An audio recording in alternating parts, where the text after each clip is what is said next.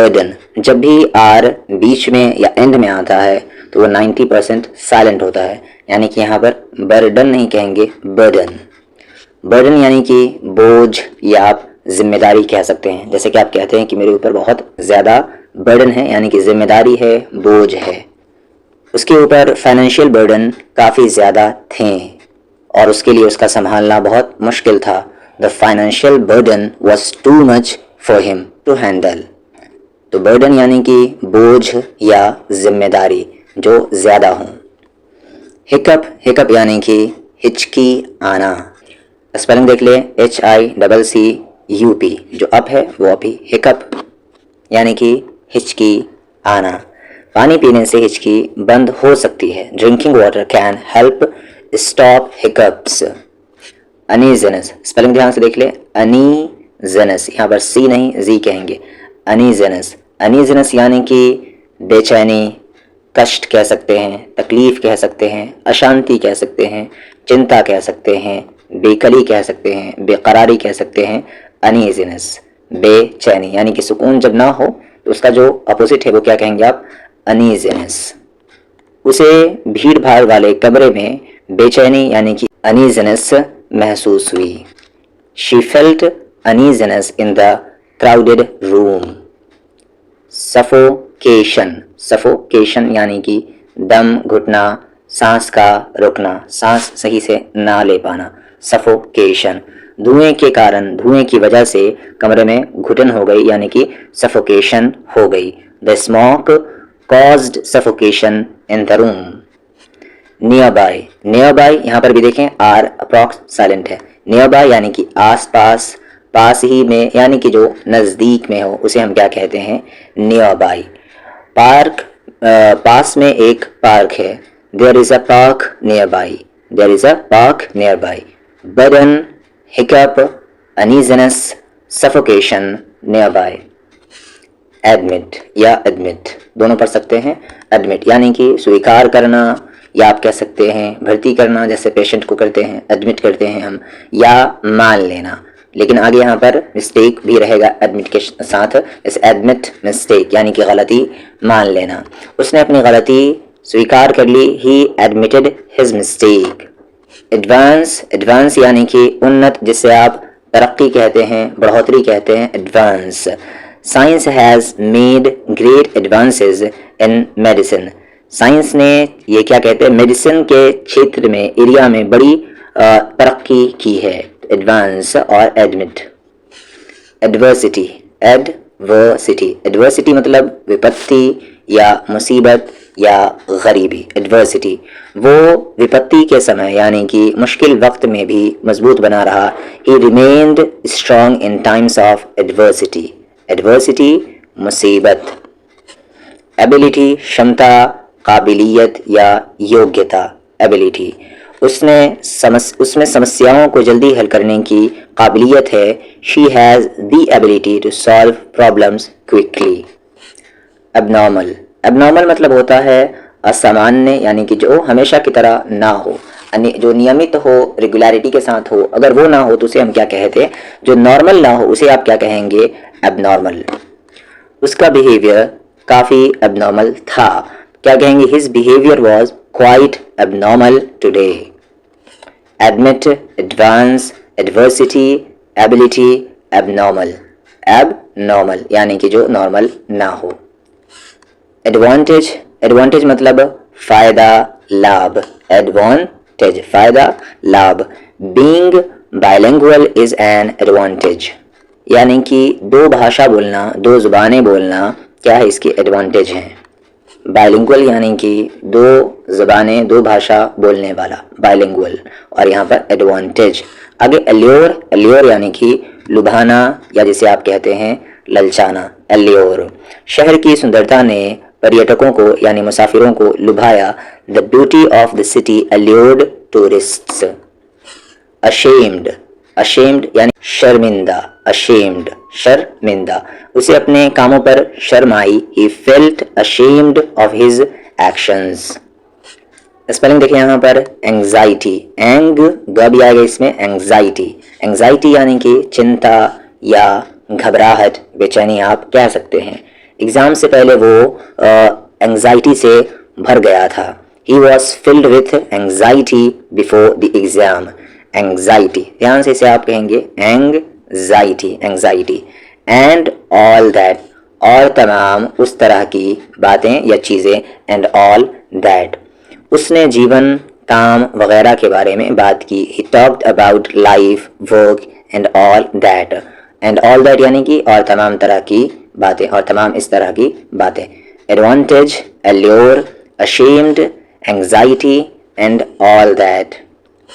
Alert, alert सावधान, खतरे की सूचना देना यानी कि सावधान रहना, सतर्क रहना, खबरदार रहना।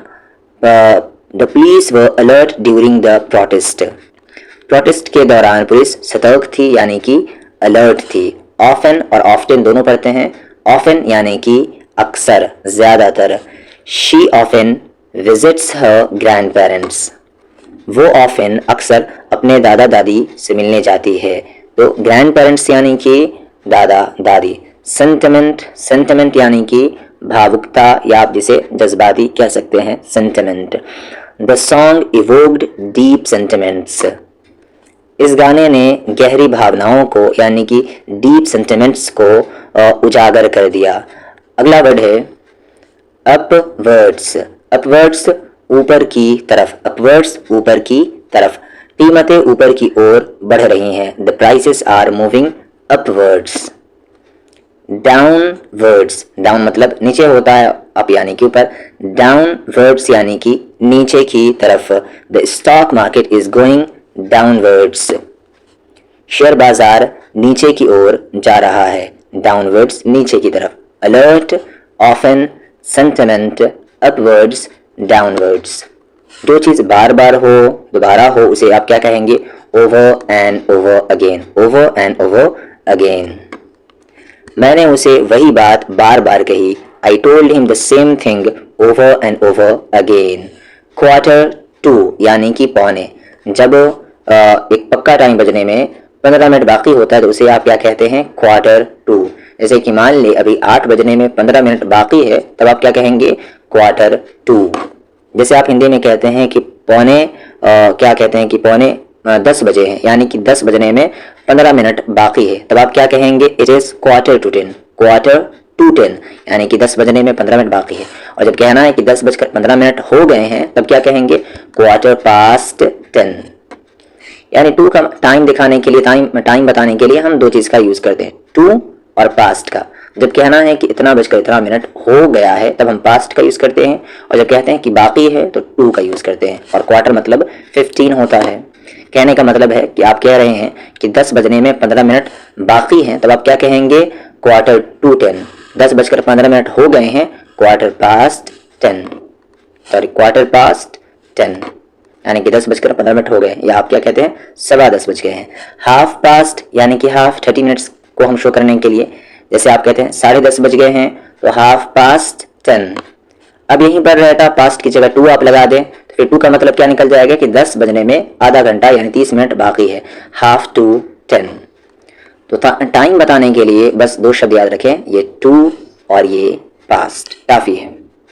कंग्रेट्स यानी कि बधाई हो, मुबारक हो। जैसे आप कहते हैं कंग्रेट्स ऑन योर प्रमोशन, तुम्हारे प्रमोशन के लिए बधाई हो, या उसकी जगह आप कॉन्ग्रेचुलेशंस कह सकते हैं। बधाई हो या मुबारक हो, कॉन्ग्रेचुलेशंस। वेल जब एक नाउन के तौर पर यूज नहीं किया जाता, वेल जब एक नाउन के तौर पर यूज किया जाता है, तब इसका मीनिंग क्या होगा? कुआं। वेल कुआं।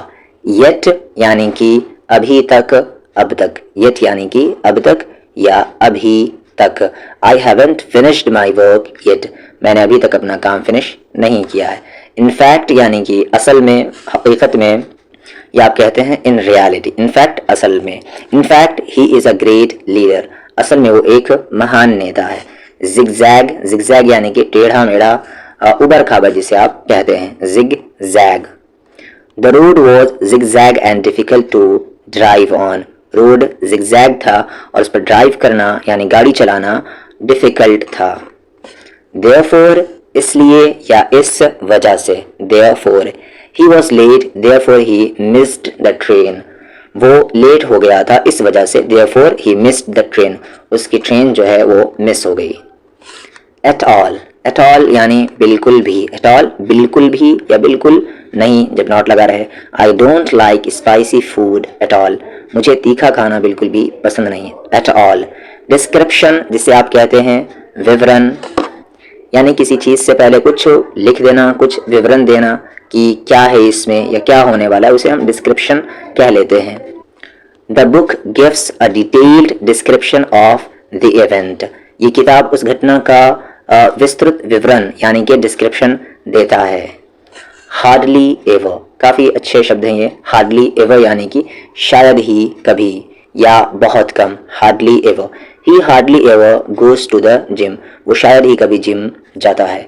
अवेयर, अवेयर यानी कि जागरूक, जानकारी, यानी कि जो जिसको किसी चीज़ के बारे में जानकारी हो उसे हम क्या कहेंगे, aware. She is aware of the latest news, वो लेटेस्ट न्यूज़ से अवेयर है।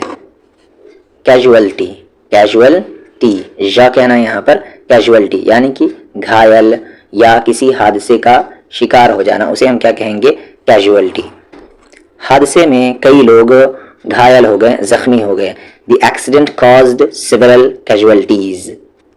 At all, description, hardly ever, aware, casualty, casualty. Prohibited, prohibited यानी कि मना है, जब कोई चीज़ मना हो तो उसे हम क्या कहते हैं, prohibited. Smoking is prohibited in public places, smoking public places में प्रोहिबिटेड है यानी कि मना है। बट, लेकिन, किंतु, परंतु।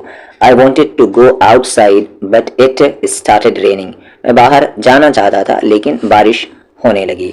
समहाउ, समहाउ जैसे तैसे या किसी तरह से। He somehow managed to complete the work, उसने जैसे तैसे काम को कंप्लीट करने का मैनेज किया। इंटायर, इंटायर सारा का सारा या आप कहते हैं पूरा का पूरा, entire. He spent the entire day studying, उसने पूरा दिन पढ़ाई में बिताया। इंटायर सारा का सारा या पूरा का पूरा। विल पावर, इच्छा शक्ति या जिसे आप कहते हैं आत्मबल। Strong will power helps you achieve your goals, मजबूत विल पावर से आप अपने गोल हासिल कर सकते हैं।